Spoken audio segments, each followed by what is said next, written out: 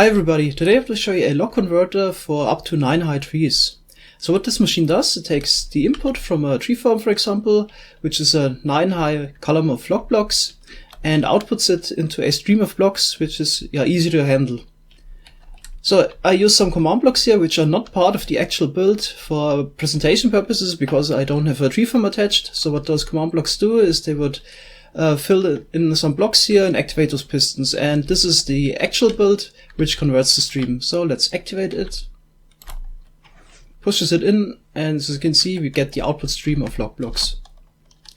The system is quite fast. It takes 36 game ticks to convert it, which is roughly 1.8 seconds. And you can activate the system every 2 seconds. So you have a clock attached. So you can see you can activate this every 2 seconds. Here I use another command block to get rid of the lock blocks. So here you could see the module as a part of a bigger build. So here we have the tree farm. Let's take a quick look inside. So we just grow some jungle trees, and you get the output stream of the lock blocks, and then they are pushed into the lock converter right here. So the output will be the single stream of lock blocks, which will be pushed into a TNT blast chamber. So that's why the system is useful. And the system works independently of the tree farm, so you could attach it to every tree farm with 9 high trees. So the lock converter is activated by detecting the moving lock blocks. So this observer here detects this lock block that is getting moved. So technically the system would also work for 1 high tree, and then starts the piston sequence. At the 5th layer we have this super speed button that immediately pushes out any block which is pushed in here, and also resets in 3 game ticks, so you can activate it again.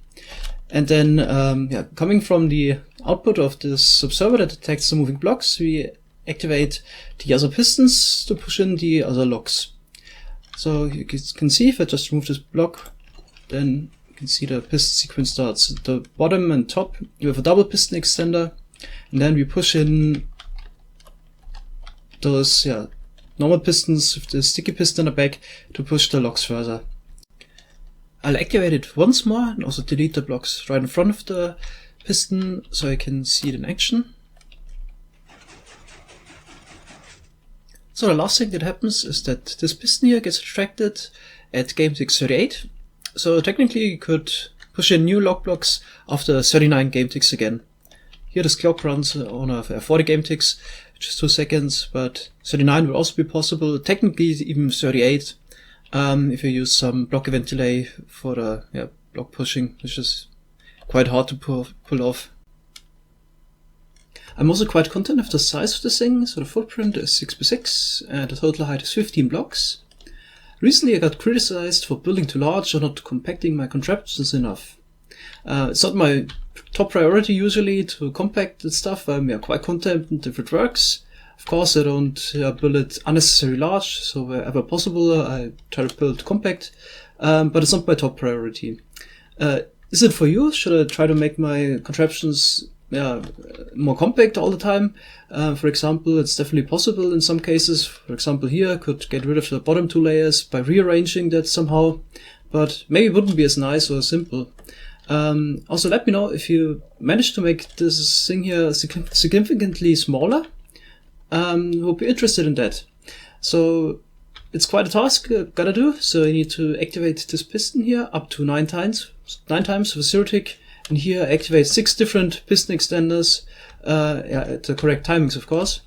So it's quite a challenge. Could also try to rearrange the piston layout if it would be better for this task. So it's really up to you. Would be really interested if you manage to make this more compact.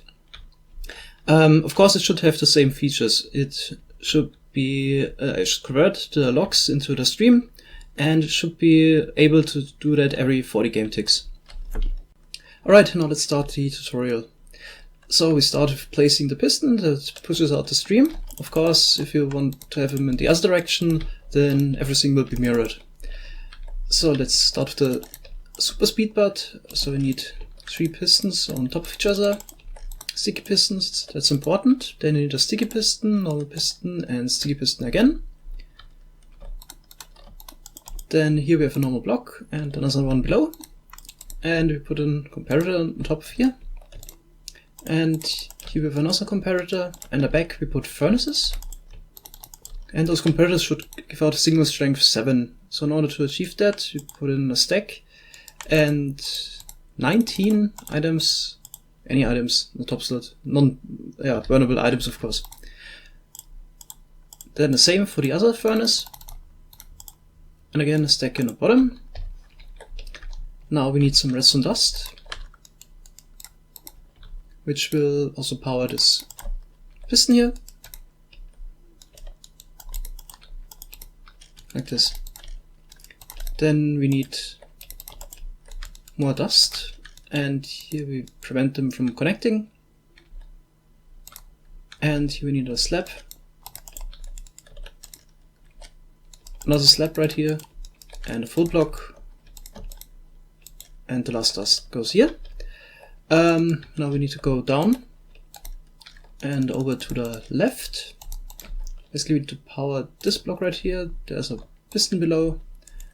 Here we have to go up again. Here we need a slab. So in order to redirect that redstone dust, which would otherwise power this piston here, we need a button. Put it on the furnace. As you can see, it's no longer powered. And here we place another redstone dust on top. We also need to redirect it so it doesn't connect to it. And here goes the other button. So then we put a redstone dust on top of here, prevent it from connecting by placing a block on top. And this has to power those pistons to send back the redstone block, which we place last, and that's your super speed bot. Now let's continue with the rest of the piston layout. So at the top and bottom we have this double piston extender, and then other double piston extenders on the side. So those both push down. Sticky pistons in the back. The same for the upwards part.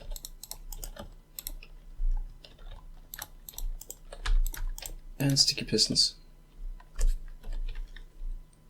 Alright, so now let's wire this up. So we need to go around to the other side and we detect the lowest lock. Then we also go down with the another observer, which would power this redstone dot top of the block, which would power this block right here. Then we need another observer detecting the redstone dust. Another observer that goes up, which powers this block. Then we need a repeater, which is set on 3 ticks. Powers another full block for dust on top. Then we need another repeater on 2 this time. Powers a block, also dust on top. And this time we need a slab here. Connected. Another repeater on 3. Powers this full block with the dust on top. And full block below the sticky piston. Then the dust also powers this block here with a torch on the side. Goes into another block, another torch on top, full block, and then a repeater on 2 ticks. And it's important that we power this top piston here with quasi connectivity, because otherwise we power it directly, then the bottom one will also be powered, which we don't want. That's why we power this block here. And another piston to update it. Then we need some observers, which detect the sticky pistons. And observers will detect the first observers, which power those blocks, which in turn will power the normal pistons in this position here. So the bottom part is done. Technically trees always grow at least 4 high, so we could also detect the 4th layer moving, but I really want to have everything hooked up to the bottom observer. So for some reason you would have something that would be 1 to 9 high, which isn't a tree. This system could be useful for that as well. So everything is attached to this bottom observer. Then we add one on top, which powers a full block, some rails on top, power rails or activator rails, then another observer, more rails, and then 3 more observers. 1, 2, 3. To power another block, and again a dust on top, which powers this block, observer detecting the first dust. And here we go down, power another block. This observer powers this repeater on eject. Yeah, 2 ticks. Powering this block. And here we have a dust in between. So we'll power this block. Then we take output from those two. This one is on 4. The other one on 3. Some normal blocks. And then we need a slab, which will power the top.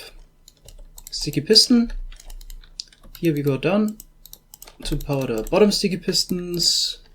4 redstone ticks later, so repeater on full delay. Then again we need some observers.